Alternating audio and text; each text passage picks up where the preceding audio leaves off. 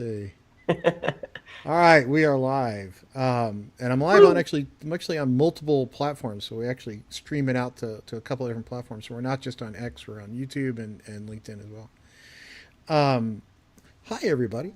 So we decided to take a Saturday afternoon and talk about the movie from the early 1980s, um, War Games, because it does kind of apply to our modern world. And if you're not familiar with the movie, it's this one right here with Matthew Broderick, the young version, prior to things like the producers, more in the Ferris Bueller, actually pre Ferris Bueller days, and Ali Sheedy before anybody knew who Ali Sheedy was.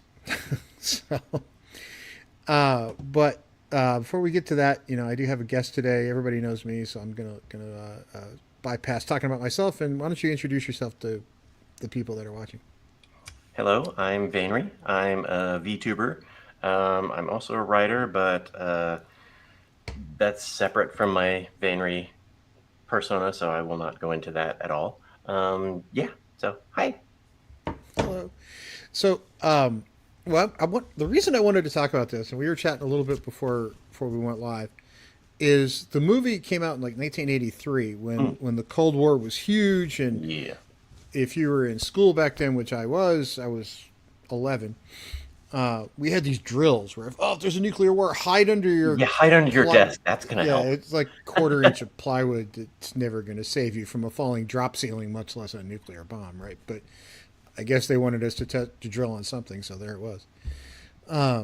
And so it involved nuclear weapons, video games, which some parents still thought were evil. Now, most Gen X parents are like, evil. I want the new deck as bad as the kids, man. Come on. And AI, automation, do you trust people more than machines, machines more than people? It kind of encompassed it all. And it was like in 1983. And what's funny to me is we're asking the same questions today, right? Well, With you everything went you from went from the War Games to Terminator to to Matrix. It's always like machines evil, AI evil. yeah, and but this one I don't think really said the machines were evil. I think this one kind of philosophically tried to say, hey, look, Yes. are the machines evil or is it the people that are evil? Which way does it go, right? Because Yeah, I think it kind of pulled from the what was it, the iRobot thing. yeah, And I mean, iRobot kind of asked is that it same thing. the machine or is it the machine maker? Could go either way, right? Because for those that haven't seen the movie, the premise of it is the United States runs a drill on our missile readiness. Are we ready to launch intercontinental ballistic nuclear missiles at our enemy at the time, Russia, USSR, which turns out our enemy again? It and the drill didn't go very well, right? So somebody comes up with the brilliant idea of, let's take the humans out of the loop and just put a computer in charge of it. There's a brilliant idea, right? That way, the president tells us, we tell the machine says, got it, see ya, don't need you anymore, have a nice day, right?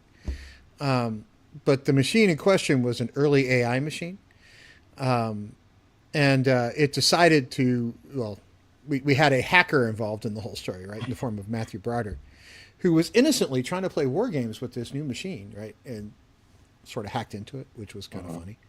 That really, it just took a couple trips to the library and talking to some friends, and he figured out how to hack into this very secret government And the computer. machine thought it was real when he hacked into it. Yeah, and he thought it was a video game company, right? And the machine was like, "Okay, cool, right? Let's play a game, right?" And he didn't realize he was playing with NORAD Defense, and NORAD Defense didn't realize that it was a teenager doing this stuff accidentally. Today's teenagers might do it on purpose, just to prove they can. It's harder now. It's a little harder, yeah. I will neither confirm nor deny that I have done some hacking in my history, but it is much harder now.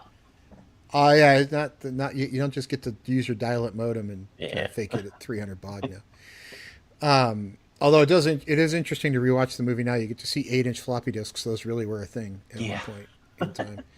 I had a machine that used them. Actually, I had a machine that used a cassette tape as a I storage don't think device. I've But ever used 8-inch. I've used the 5.5 inch.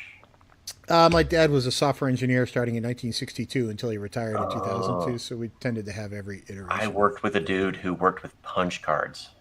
My dad, when he passed away, I found two cases of them in my dad's attic that he kept just to use as like note cards to stick in your pocket because they fit in the shirt pocket really well. And I swear the man wore a button-down shirt until the day he died.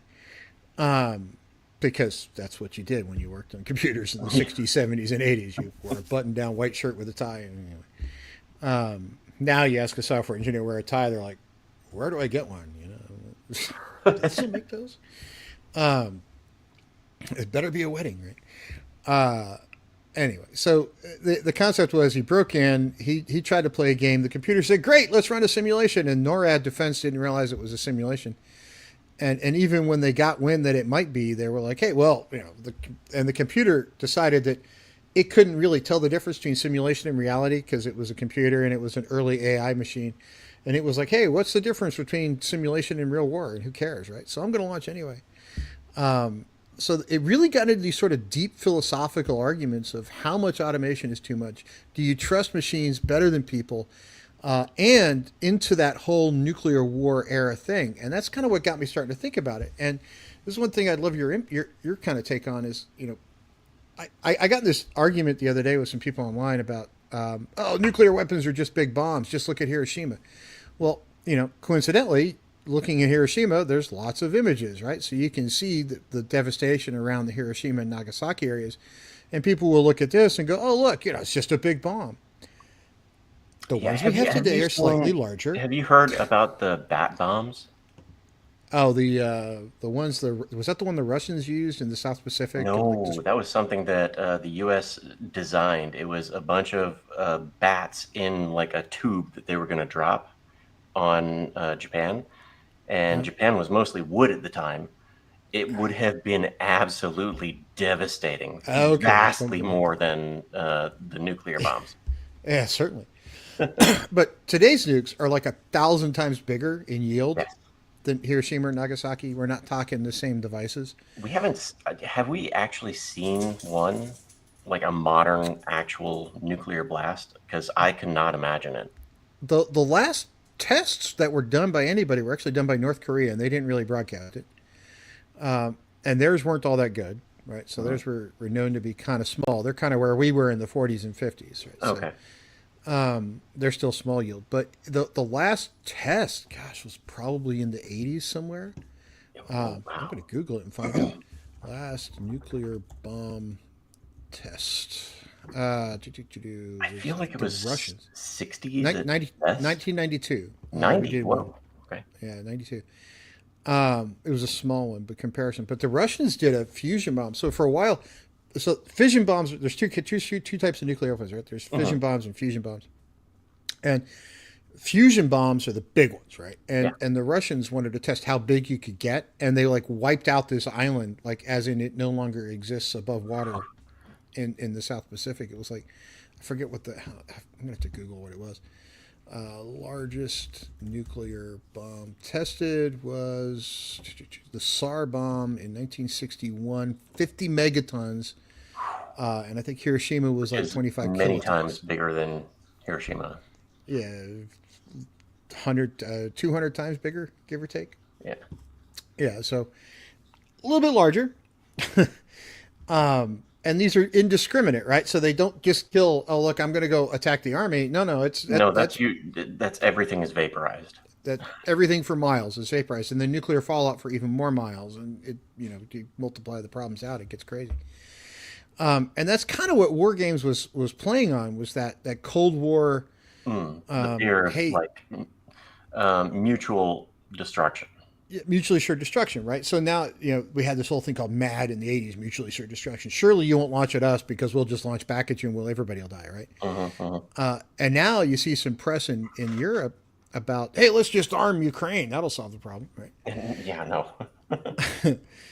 Because let's purposely start World War III.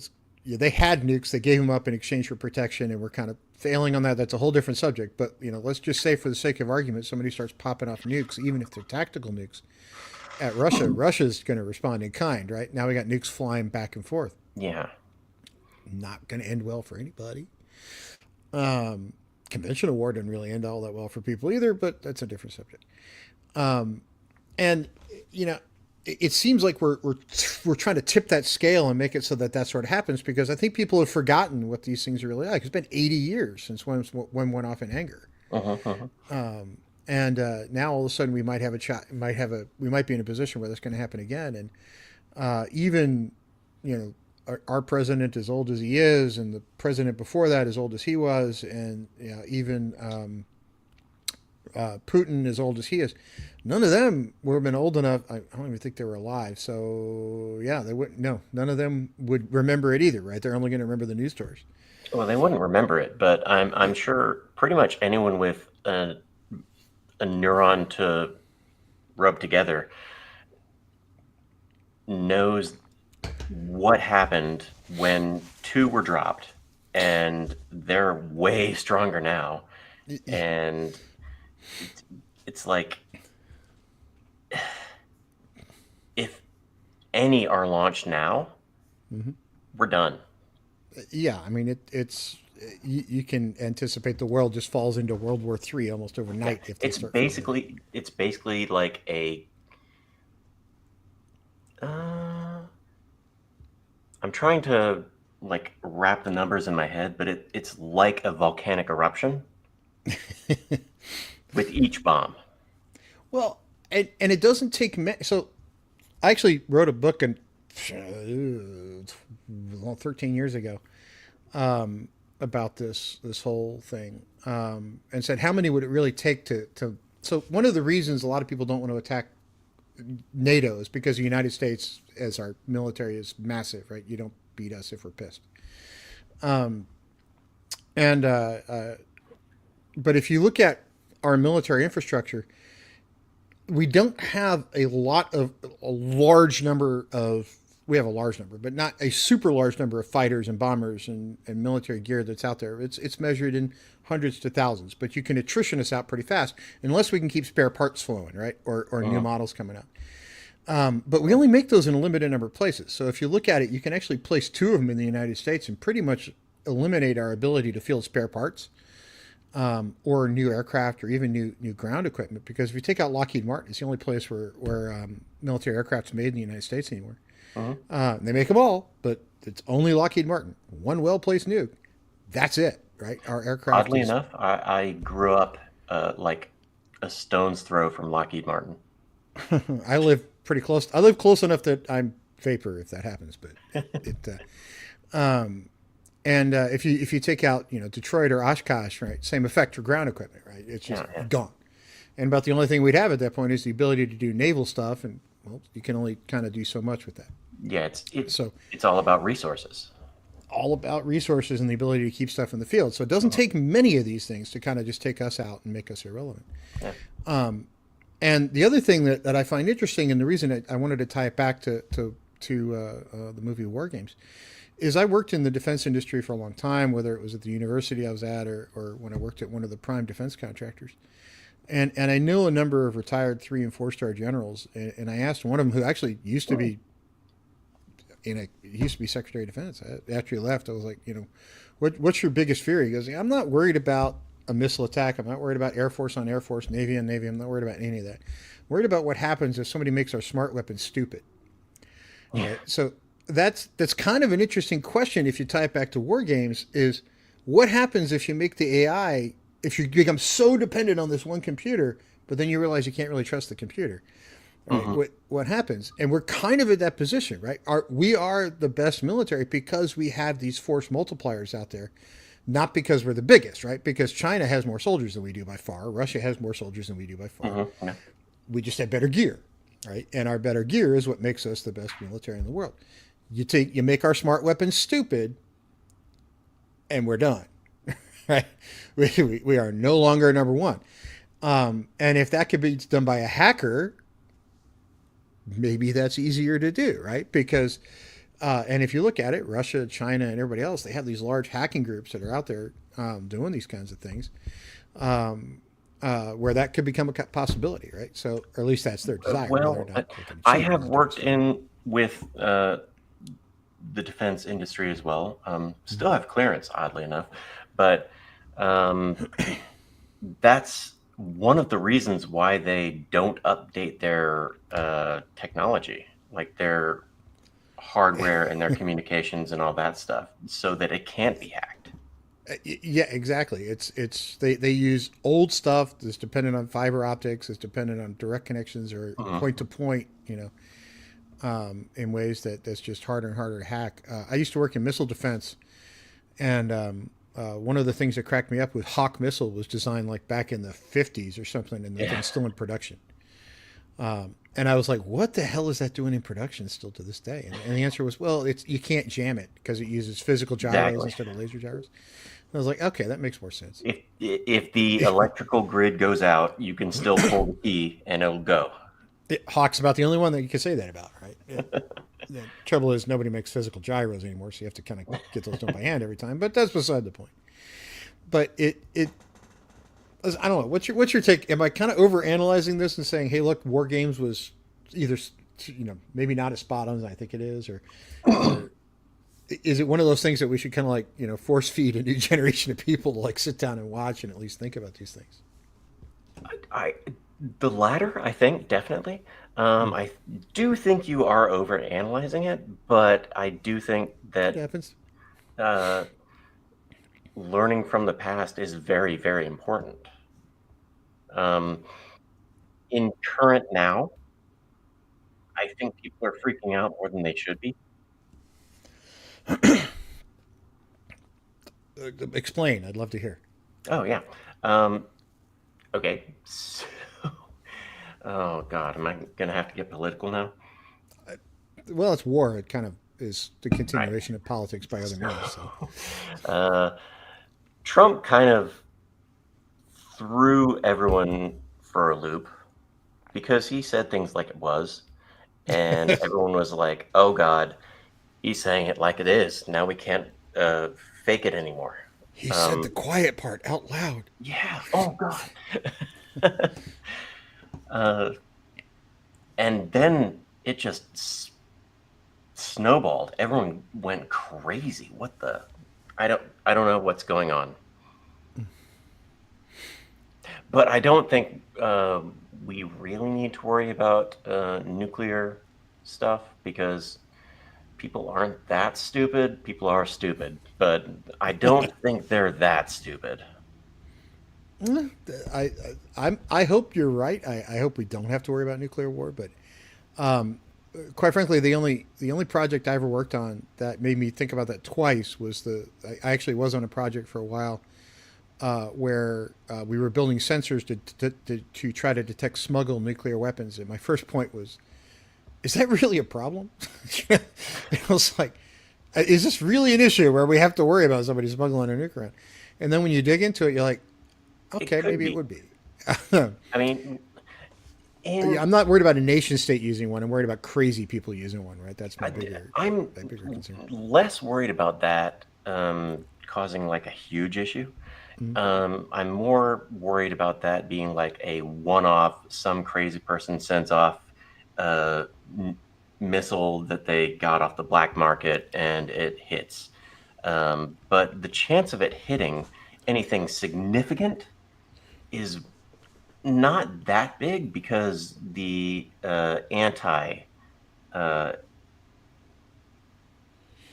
Well, missile I I defenses are pretty strong. I In agree. I almost agree with you with one exception. Mhm. These things aren't that big. Right? The warheads are not as big as they once were, and the shipping infrastructure is much better than it was. So realistically, you could FedEx one, and you only have to get it kind of close. That's and okay. I'm gonna tell a story, and this Please. might dox me because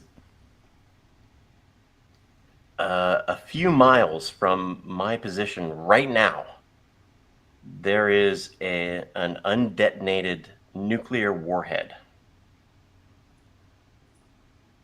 Oh, in the the one that got ground lost. Yeah, the one that got lost. that got lost. Yeah, I know where that is. Yeah, There's and there's a yeah, couple of those. yeah. I think Only you know one in where the I am. United States that I'm aware of. Yeah. Yes.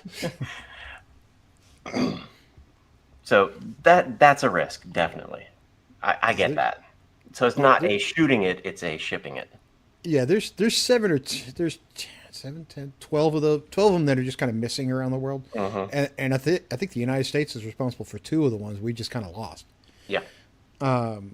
Russia, when it broke up, when the USSR broke up, several of them kind of went missing, and it's thought that they're on the black market someplace, right? So it's not a matter of is the bomb out there someplace? Is the material out there? And in the 1940s, it was much harder to put one of these things together than it is today, right? With modern technology. So if you kind of dig into it and look at it, could somebody conceivably do it? Sure. If you had enough money, you could do anything you want, right? It's not that hard. Yeah, I could potentially see less. I mean, we've been talking about missiles, but if someone got a nuclear bomb, like on a timer or like a button or something, and put it into a major city, yeah, that could be a big deal. Yeah, and it's funny they always go after symbolic stuff instead of real stuff, but maybe someday that'll change. All right, so let's switch over to the AI side, right? So Mm-hmm. the movie itself had one of the world's first AI systems, at least that I heard of, was called the War Operations Plan and Response, and they actually said, "Hey, it's a machine that learns." It was called the Whopper, right? Not the hamburger, which used to be better than it is today. Either that or my Everything was. taste buds have evolved. I don't know. But they had the War Operations Play and Response computer that was supposed to be a machine learning tool that decided, a whole bunch of stuff for us. And today we have AI in the news all the time, right? Should we limit it? Should we not limit it? Just let it go. Let's talk about regulation. And one of the things I find hilarious about it is Congress will take so long to talk about regulation. The stuff will be 4 generations past where it is by the time they decide to do anything. But still, it. What do you think? Are we becoming too dependent on automation that people don't truly understand, or are we kind of in the right spot now? Hmm.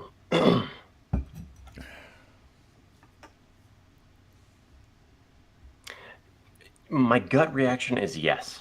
Um, and I will elaborate. It's because we don't understand. Um, I think automation is a good thing. Absolutely. I mean, hell, a lot of my job has been to automate things. Mm-hmm. But uh, if you give automation the ability to automate itself, that tends to get risky if it's not regulated in its own. So it's I'm kind of on the fence with AI as we stand. Okay, because if you let it design itself, it becomes a problem, which is Yes, because well. it That's could design actually itself in a way that you don't want it to design itself. that's actually one of the interesting questions that I ask about the large language models, and we were talking before we went live, and I think it's important to note that when I say AI, I don't just mean large language models and art generating stuff. I'm talking about all kinds of AI, right? So Hmm. AI encompasses all kinds of spots. But the one thing that I see that's a problem if we focus on especially the large language model side, which is the one sort of causing a lot of the angst. Although I think the art is probably causing more angst than the large language Yeah, models now. yeah. Is when you turn it loose and you don't restrict what it trains on, and you now start having AI generated content, and you say, "Oh, let's just go learn from the internet." Well, people are inevitably going to start posting AI content. You see it on social media already. What happens when the AI starts learning from itself and then continues to feed itself, right? If it made mistakes, it's learning from those mistakes, and it's just trying to becomes a self-perpetuating pile of crap, right? So, Right.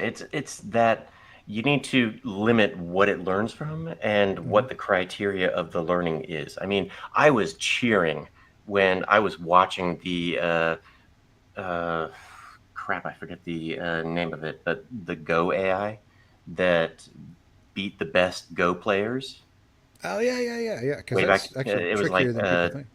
2015, 16, Yeah, 17. ish. I was cheering. That was awesome because that was restricted and it was very, very precise in what it was trying to do. Mm-hmm. But if you have unrestricted AI, then you don't know what it's going to do. That's true. You're never quite sure where it's going to go.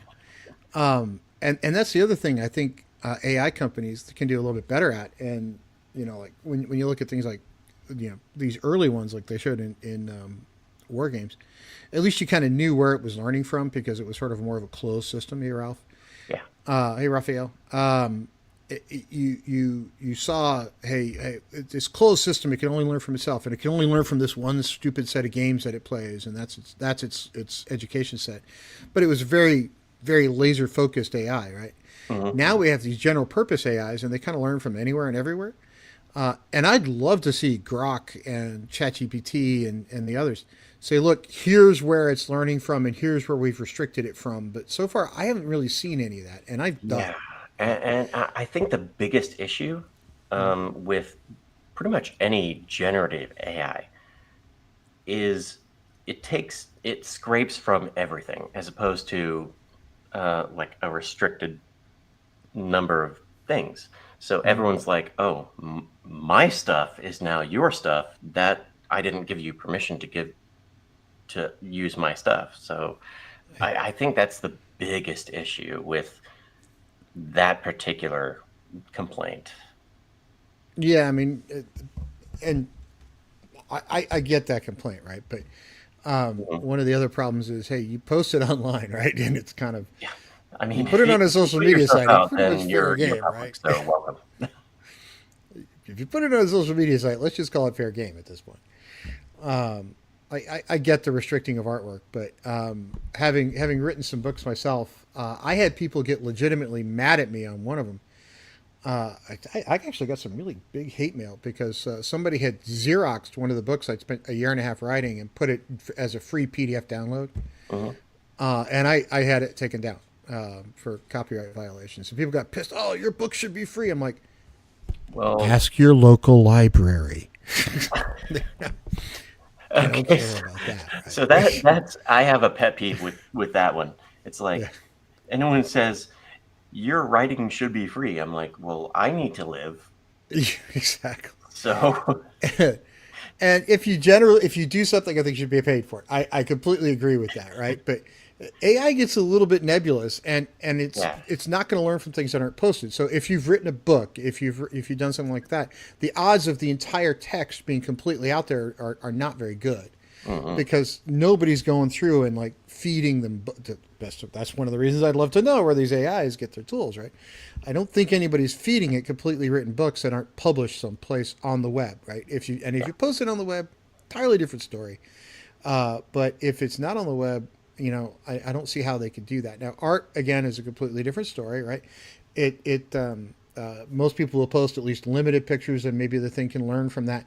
But again, like I told you before we came on, when you look at all of AI versus the generative AI would be like going to the grocery store and just restricting yourself to the canned vegetable aisle. hmm, hmm, There's a whole bunch of other things that involved in AI too, and the generative stuff is a tiny ass little piece of it.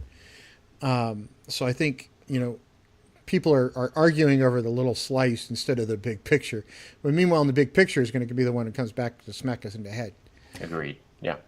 and it's going to have the largest economic impact at least. And that's one of the things that I found interesting about this film is that it was kind of prescient about it. It didn't come out and say all this stuff because it's a 40-year-old movie.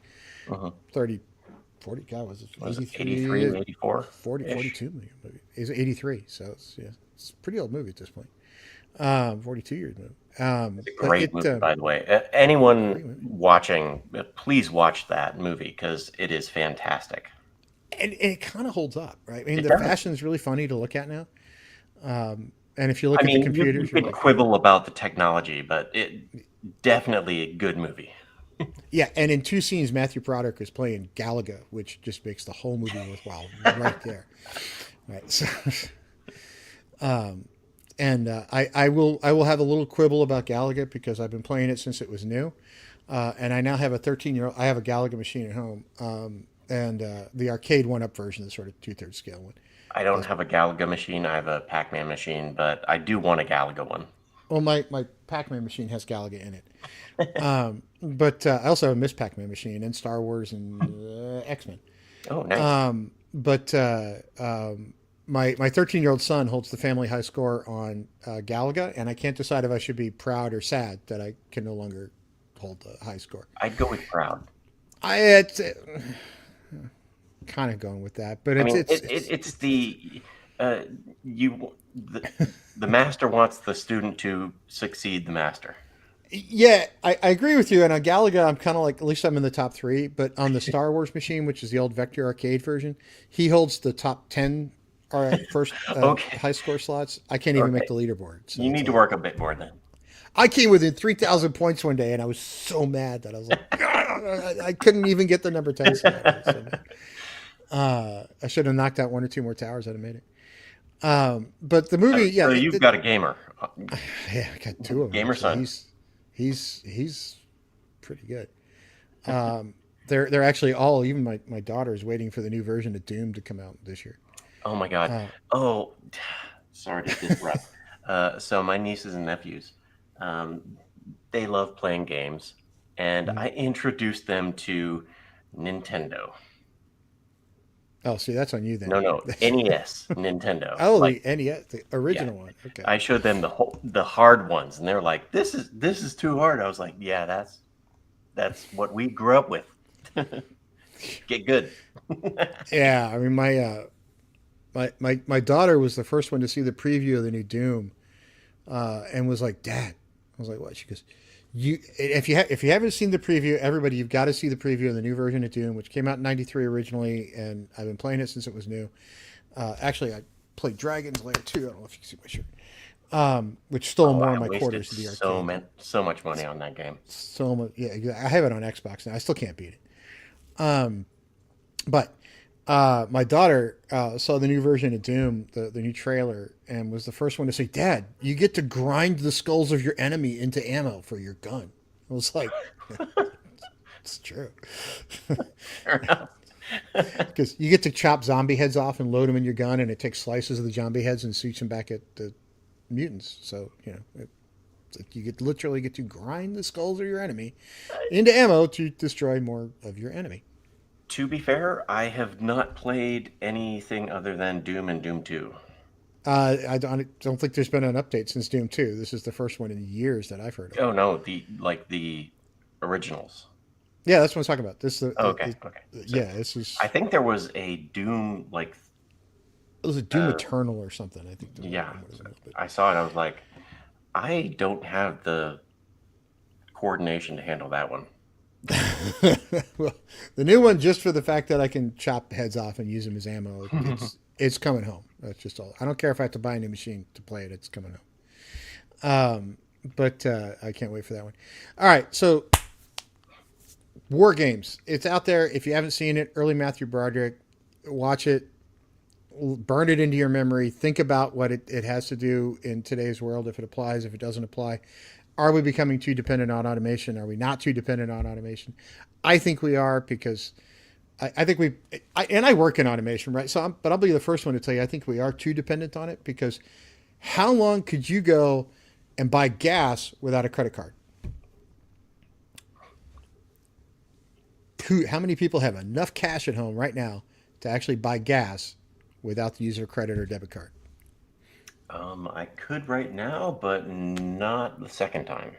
Exactly, right. And so we've gotten to the point where we are so dependent on computers and being interconnected and constantly being on, that the moment one goes down, even if it's for maintenance purposes, we're kind of hosed. Yeah, And if and there's a large hacking event, we have issues. and I mean, you bring up the buying gas thing. Mhm. Way back in the day, I worked at a gas station, um, and people would buy gas, and every time they gave me a card, I was like, oh, because I had to pull out the thing and do the and give Yeah. them the receipt and then send it off, and And now it's swipe it, right? And Yep. I distinctly remember a couple times before they made you pay for gas first when I'd be in line and somebody's card would be declined and they already put the gas in their gas tank and you don't have enough cash on them, right? So it's like, what do you do if you're the gas station at that point? And when they Um, make you pay first, I'm like, yeah, well, I don't know how much I'm gonna buy. yeah. Well, I, uh, um, I drive a Jeep Wrangler, so my answer is usually a Oh, lot. ouch. But it's a hybrid version. It does better than most. Okay, that's better than mine. Yeah, it's a big tank. Let's just put it that way. But no, I think the movie, by the way, I think it holds up. I think it's important, and I think Mm-mm. especially in the modern world, I think people probably need to watch it. I'd Um, agree. Yeah. and if you haven't, it is certainly worth the time. So where can people find you on social media? But well, currently I'm just on Twitter. I haven't posted a video on YouTube in quite some time because I got quite ill, but we'll see. Also, since I'm here, one of the Mhm. reasons I haven't updated a new gaming video is because the game I wanted to play was Breath Edge, which has a very Russian tone to it. Mhm. And when wanted to start playing that, and then Ukraine happened, and I was like, "Oh, that's in very bad taste." A little bit. And then Ukraine continued to happen, and I was like, "Crap." World events being what they are. I think sometimes you just got to drive on and do it anyway. Yeah, It maybe I'll just make jokes in poor taste and play it. Hey, jokes in poor taste are my life, right? And my kids will sometimes when I ask them because I have two teenagers and a 12-year-old girl, and when I walk in their room, I was like, hey, and I'll ask one of them, and they'll go, "Dad, is this going to be a joke?" It's like, Well, there's a not difference anymore. between jokes in poor taste that are still funny and then jokes in poor taste that really actually offend people. And I don't want to offend people, so I try not to. You could take the Mel Brooks approach and just offend everybody. I mean, he made a whole career out of it. That's a fair point. Like I had a YouTube video the other day that actually was on TikTok, and between the two, I think I went for a couple thousand views in the first 2 hours. But it was my take on the State of the Union, and I summed it up in like 45 seconds. And if anybody wants to see it, it's in my YouTube Shorts, and it's on my TikTok. I think I put it on X as well. But my take was quite simple, and this was speaking to both political parties. I just want to know where all the grown-ups are. That's all I want to know is where did the grown-ups go? Because they're not in the room. Yes. And I've been watching like a number of reactions to like Blazing Saddles and Spaceballs and Airplane, and I'm like, these couldn't be made now, but they're funny. Yeah, I mean, Blazing Saddles. My kids watched it, and Even at they that were. time, Mel Brooks said this couldn't be made, but he still I did it. actually, it was co-written with. Oh God, I'm gonna draw a complete blank. I'm gonna look it up, so you got to bear with me a second because Gene this Wilder. is important. Blazing Saddles matters, right? This is very important kind of stuff. He bounced it past. Oh yeah, Pryor. Yeah, bounced it past Richard Pryor, and Richard Pryor was like, "Dude, are you sure?" And you got Richard Pryor looking at you, going, "Dude, really? Yeah, Come on." when Richard Pryor's like, "Are you sure?" You got to think Mm. maybe not a good idea, but he went all the way with it. It kind of offended everybody. And yeah, South Park does the same thing. They're just like, let's just offend everybody and call it a day.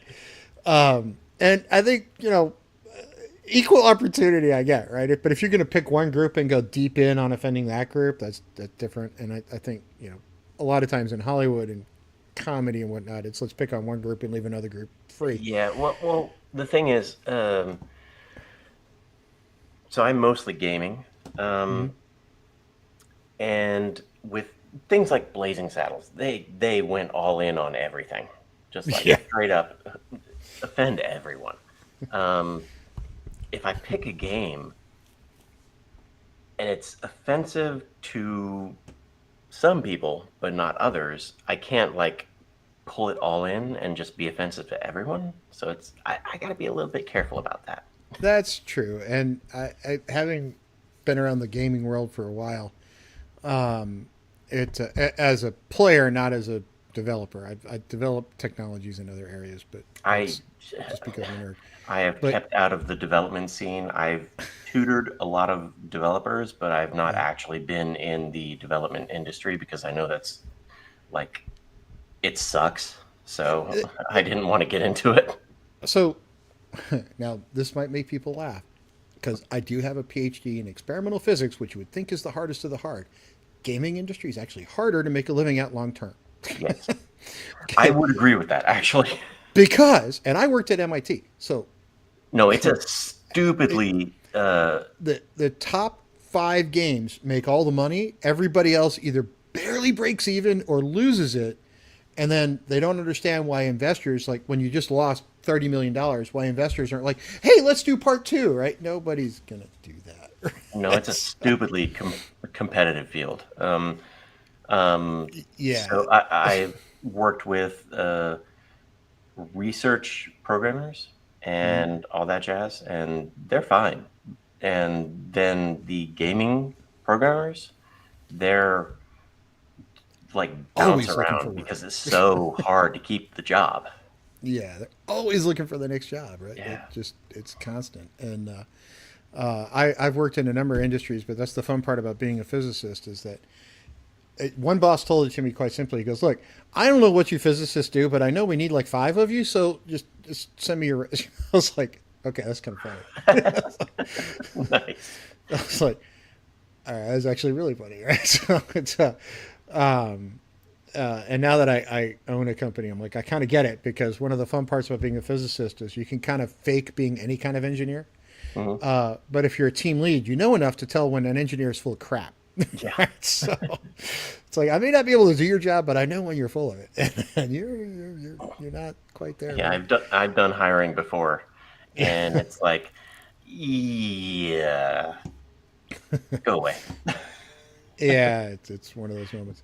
All right, well, thanks for coming on, taking some time Oh, today. sure. When are you going to start posting? You have any idea when you're going to start posting videos again? Or are you just thinking about it? No clue. No clue. All right. Well, when you do, let me know, and we'll cross pollinate it across all my channels as All well. right. Because I'm always out for a good game. Because I'm 53, and people can pick on me for this, but I'm coasting towards retirement. I'm sitting on some boards of companies I own parts of, but I don't really do a ton of work anymore. I work on projects that kind of feel like working on, which is a great place to get to. Which annoys my teenage kids because I get to spend more time focused on them, and they're like, "Dad, go away." Leave me Uh, alone. Leave me alone, right? But so I get to have fun instead, and it's an interesting spot to be in. So, all Nice. right. Well, thanks for being on. Thanks for tuning in, everybody. WarGames, if you haven't seen it, check it out. It's probably around somewhere. I own it, so I didn't have to go find it. But anyway, all right. Thanks, everybody. Cool, cool. Pleasure. And